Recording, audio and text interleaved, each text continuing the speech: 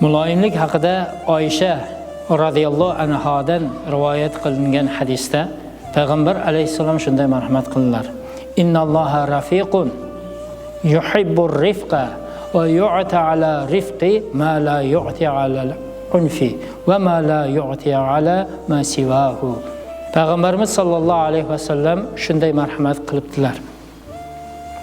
Albatta Alloh taolo muloyimlikni yaxshi ko'radigan halim zotdir.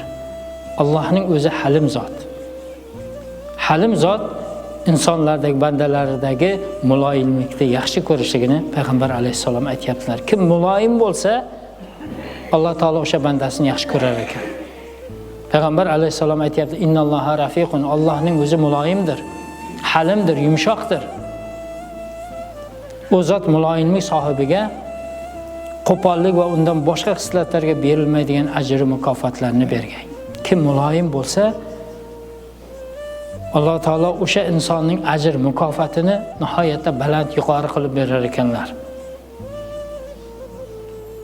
Muloyimligi evaziga, shirin so'zligi evaziga Alloh taolo o'sha bandasiga ajr mukofotlarni boshqa xislatlarga nisbatan ziyoda qilib berar ekanlar, ko'p berar ekanlar.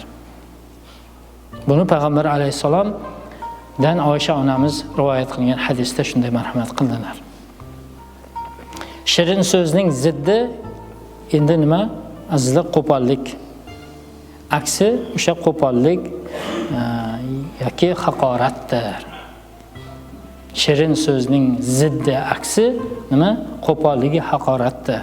Birgina qo'pol so'z sabab urush olovi yoqilishi, davlatlar o'zaro dushmanga aylanishi, do'stlar va yaqinlar yuz ko'rmas bo'lishi mumkin. Haqiqat bu shunday. Birgina qo'pol so'zning orqasidan o'rtadagi rishtalarning uzilishi, u davlatlar orasida ham, nafaqat bir insonning ikkinchi bir insonning o'rtasidagi muomalasida, balki davlatlar orasida, oilalar orasida, qavm qarindoshlar orasida, qo'ni qo'shnilar orasida birgina qo'pol so'z bilan yuz ko'rmas bo'lib ketishi mumkin. Chunki o'sha birgina qo'pol so'z o'sha insonning qalbiga muhrlanib qoladi. Qalbida o'chmay iz qoldiradi. Qo'pol so'z.